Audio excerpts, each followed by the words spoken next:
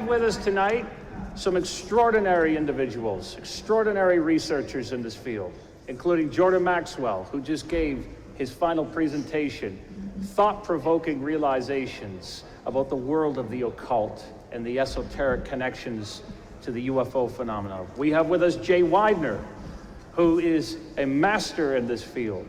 Absolutely legendary what he's contributed. And the same could be said for Brad Olson and Paul Tice. You know, these individuals have shown us that there is an esoteric world. And what is esoteric? An esoteric teaching is something that's secret. You know, then we have the exoteric knowledge that's for everybody else. You know, when we go back, we might ask ourselves, why did the ancient mystery schools keep things a secret? Well, look at Pythagoras of Samos at his little school. You know, they killed him and burned his school to the ground.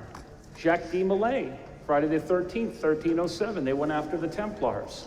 We've always had secrets, and we've always had a connection to UFOs in the world of the esoteric. Aleister Crowley communicated with Lamb, which looked like a gray extraterrestrial. You had John Dee and Edward Kelly, and he was communicating with these Enochian angels, the Watchers, and they were keeping the ships coming in from the English Channel, from the Spanish Armada. So tonight we're gonna ask these folks what they can tell us about this, what their experiences. And what we're gonna do is we're gonna mix it up a little bit. I'm gonna use the questions that I've been given ahead of time from many of you, but we're also gonna provide you an opportunity in the last half to come up to the mic and ask questions of your own. So if I could get you guys to keep your answers brief as we go through this, keep it to about a minute or so.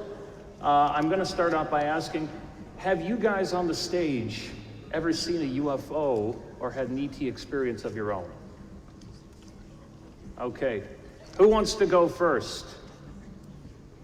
Jay, you're sitting next to Jordan, but I know you both got stories. Jordan, go ahead.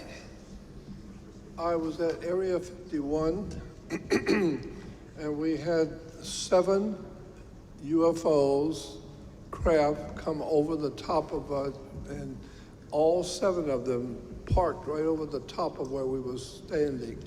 And I was amazed and frightened, I don't mind admitting it, because we saw them doing things right over our head that I knew was not human technology. And afterwards, when we got back to Area 51, we got back to a little alien, we checked into our motel room, and that night later, a little alien came in our bedroom. And Paul Tice, my friend Paul, he came into Paul's bedroom, and Paul can tell you about that. We had an alien at Area 51 come in our bedroom, and a little alien, so I know there's extraterrestrial presence there because one of them came in our bedroom. And I've seen a lot of UFOs up close and had many different one-on-one experiences with extraterrestrials. So I don't have any problem believing they're here. I just know they're here, and I know that they have the technology to guide us in our life experiences. They guide us. They know what they're doing, and they're guiding our evolution and our destiny. And I want to make that known to the world, that we are being led by extraterrestrial intelligences. So that's all I would say for the moment. Thank you, Jordan. How about you, Jay? Well, I was at living right outside Vandenberg Air Force Base in 2000, and I was looking up at the sky, and I saw stars dimming out, and I realized I was looking at a round disc that was completely black, could not see it, but only thing I could see was like waves of energy coming off the rim as it was moving, and the stars blinking out as it went along. So I don't know if it was ours or if it was aliens or what it was, but the fact that it was over Vandenberg, I find significant. Thank you. Brad? Similarly, I saw the blue lights of California. It probably was an exotic energy weapon test, much like the Norway spiral. That was about 4 years ago, exactly at 7 p.m. because I remember the church bells going off as I was coming back. But the first encounter I had was over Crater Lake, and it was with a couple backpackers. This is in 1997. and we were up at the highest point of Crater Lake, and the three of us saw and repeated it that night, just this white, bright streak going down into the depths of the lake, like a white laser beam moving very slowly that broke off into perfect square blips. And we just couldn't believe what we had seen. We started running up the hill to see if our other friends had seen it. They unfortunately had not, but just a couple minutes later, we saw the exact same phenomenon over Mount Shasta, far in the distance. And then finally, up at East Eddy Ranch a year and a half ago, in Washington State, over Mount Adams, there was a sighting every 5 or 10 minutes going into the one side of the mountain, the north-facing side, facing Mount St. Helena. And I went up there, I hiked the next day to the tree line at about 10,500 feet to look into it. It's one of the most inhospitable pieces of terrain with jagged lava rocks and walls, and very, very difficult to get into. So anybody who says that those were Jeeps or flashlights or snowmobiles in the winter, forget about it. Those were lights going into the side of the mountain. And what's interesting is these two sightings, Crater Lake, Mount Shasta, Mount Adams, all volcanoes. A lot of UFO sightings above, near, or entering volcanoes. Thank you, Brian. Okay. The experience that I had, and Jordan had started to talk a little bit about, the earlier part of the day.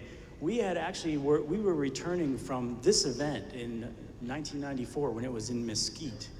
And we were on our way back from the event, and we went up to the Little Alien. And, we wanted to go to the black mailbox. We ended up getting lost. And we went in the wrong direction, but we ended up in an area where we saw these craft. And Jordan got pretty scared, and we tore out of there like crazy, and they just kind of followed us back. And yeah, no, can't blame them at all. But this one day was the strangest day of my life, hands down. I mean, we get back to the Little Alien, and we all decided, we're going to bed. We first talked about, what we had seen for a little bit. But then there was one room that had a single bed, and I took that. And then there was Ivy West with Jordan, and on the other side of the hallway, there were two beds there. And in between, there was like a little bathroom. And I woke up at about maybe 3:30 in the morning, and I thought I heard something in the bathroom area. And, the next day I asked the other one of them if they had gotten up to use the bathroom. They said no. But when I woke up, I saw 3 balls of light in my room. One of them was a bigger one, and there were 2 smaller ones. And I sit up in bed, and I'm looking at these things, just kind of floating there in the room. And all of a sudden, the room just seemed to start spinning. And it was really strange. It just seemed like the room was started to spin faster and faster. And yet I realized I'm just sitting here in bed. What is going on here? And then all of a sudden, everything just stopped, and I experienced this clarity of mind is the only way I could. It just seemed like I knew everything. It was just this clarity. And then I was thinking, whoa, what's that all about? And I just kind of laid back in bed, and I'm looking up, and up on the wall, there's sort of like a square gray light fixture where the light bulbs are behind it, and it's in the middle of the ceiling. And I'm looking up at that thing, and all of a sudden, instead of this gray fixture with a light, I see the face of this gray alien, looking down at me, and instead of the light. So I lean forward in bed, and the light seems to move, and it goes away from the wall. And then the light's not there up on the wall anymore. And then I lean back in bed, and it goes back to where it's supposed to be, and it's this face of this gray alien again. And it wasn't like a full-blown gray alien type thing walking around. It's just the face above me, kind of masking itself as this light fixture for some weird reason. So I'm looking up at it, and all of a sudden, maybe this clarity of mind thing prepared me for this, but looking up into the eyes of this thing, every single thing I had thought, experienced, and done in my entire life flashed through my mind. It was like taking the Encyclopedia Britannica and just flipping through it at 1,000,000 miles an hour, but being totally and completely cognizant of everything while it's doing it. And I wasn't, for some reason, I wasn't afraid of this thing. I was trying to ask it, communicate with it, you know, trying to ask it questions like, you know, who are you, and you know, why are you here? And it had no interest whatsoever in communicating with me at all. It just seemed to remind me of, like, when you bring an animal in, you captured an animal, you're not gonna, you know, bark like a dog to try to communicate with it. And it just seemed like it was there to just do a job or something. So after all of this information in my mind went up to it, it just left, and then it was over with. So the next morning I get up and go for breakfast over at the Little Ailey Inn, and Ivy's over there. And I say, Ivy, I didn't want to tell her right away. I said, Ivy, how'd you sleep last night? And she says, you're not gonna believe this, but I woke up in the middle of the night and there was this ball of light in my room and I was paralyzed. And she said I couldn't move. And then I woke up in the morning and I had blood coming out of my left ear. And you know, she had some abduction experiences in her past. She's got like scoop marks on her leg from stuff like that that's happened with her. And then Jordan gets up and comes over, and we asked Jordan, how did you sleep last night? He said, I slept like a baby. You know, everything, you know, nothing had happened. They left you alone. But anyway, that pretty much encapsulates the strangest day of my life, hands down. Thank you, Paul. And that just goes to show, you know, these guys on our stage, they have these extraordinary abilities as researchers. Who knows, maybe they had a bit of an upgrade. But I have another question for you guys, and this is going to be kind of loaded, and I know that each of you could probably write a thesis on this question, so I'm going to get you to maybe limit it to 2 minutes each. So this next question is, what is the greatest example we find in our esoteric, occult, or religious works of what we would find as symbolism for either UFOs or extraterrestrials? You want to start with Jordan and move your way down? I would say Plato's discussion of Atlantis is a very powerful story that I think as a legitimate basis, I do believe Atlantis did exist. And I think it is a very powerful story that the Bible calls the flood of Noah's day. I think the two are the same. The great flood of Noah's day and Atlantis, I think, are the same thing. They're telling us something about the ancient and prehistoric world. Thank you, Jordan. I would say probably the philosophy of Gnosticism, which posits that there's a alien demiurge god which is posing as our god and is actually ruling us and uses spiritual parasites called archons, which kind of cause mental illness in people. And I think that it's probably one of the most profound philosophies on earth. And the reason that you probably never heard of it is because it's also one of the most suppressed philosophies on earth. Almost everybody who practiced Gnosticism ended up on the wrong end of a stick or a rock or a gun. And I think there's a reason for that, because its message is so profound that we should be paying attention to it. Thank you, Jay. Well, I would say all the texts and books that have been suppressed. So what has not been revealed to us, which slowly through Gnosticism and other sources are finally coming to the fore. And what I mean by that is, let's define our terms. Esoteric really means that information which is understood by and kept private by a select few. As Johnny mentioned, when it becomes exoteric, then it becomes available to all. And this is what a lot of these secret teachings have become. So we look at things like Manly P. Hall. He brought some incredible work to the fore, not without being attacked in many ways too. I think everybody who tries to do this, at least up until this modern age, has had some kind of opposition. And that's why the term occult just means hidden. This stuff has been hidden from us for a long time. So we're living in the Great Awakening at a period when all this information is now becoming accessible, but it's only accessible if you want it. And that's what esoteric means. So just along the lines of texts that have been suppressed, I read a book called It was about the Knights Templar, blood. Holy Blood, Holy Grail? Yeah, that's a good one too. And Graham Hancock, of course. But these books that get you thinking, that can put you in locations and get you out there to southern France to go explore.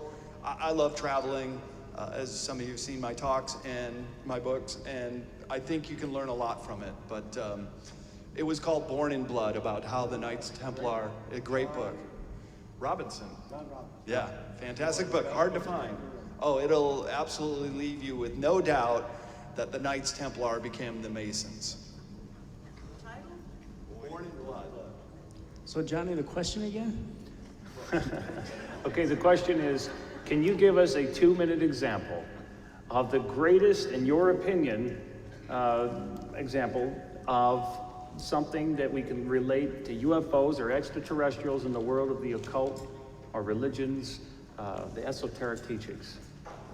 Well, you got to go with The Secret Teachings of All Ages by Maynard P. Hall. Classic. I mean, I remember, back in LA when I would be hanging out with Jordan all the time, and he always had a few different offices there, and every single time I'd go visit him, there'd be a podium in the middle of the office, and on this podium is The Secret Teachings of All Ages on one page every day, and where he would just, for a few years, he would just study nothing but that. And I've gleaned so much from that one book. If you just had to pick one, that's got to be it. Thank you so much. And that's a great example. I don't think we've ever seen a greater master in these last few centuries as Manly Palmer Hall. Okay, so here's a question for you guys. If the Great Pyramid of Egypt, which we know is one of the greatest symbols of all the mysteries, of what it represents, if we can link that into our ancient world and the mystery schools, do you think it was built by aliens? And tell us why you think yes or no.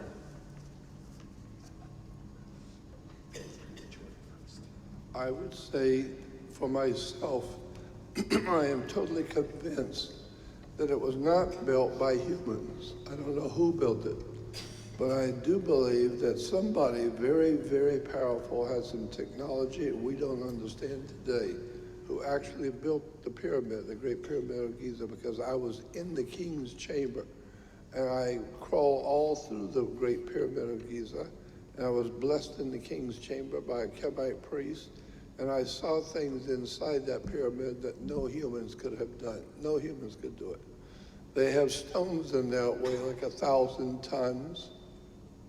And you can just imagine a bunch of poor schleps, trying to lift 1,000-ton stone and put it up on the ceiling. It's ludicrous to think that humans built that pyramid. It's obviously could not have happened. Well, that's where I disagree with the master. I think it could have been built by humans. I think it was it was built as at the end of the Younger Dryas to hold the information from the previous advanced civilization, which was wiped out by something that happened 12 to 13,000 years ago. Graham Hancock thinks it's a comet. Some people think it's a solar flare. Doesn't matter. Whatever it was, it wiped out everything and almost killed all the animals and humans on Earth. And I think that it's, I more or less agree with Christopher Dunn that the Great Pyramid is a power plant, and incredibly esoteric power plant, but still a power plant.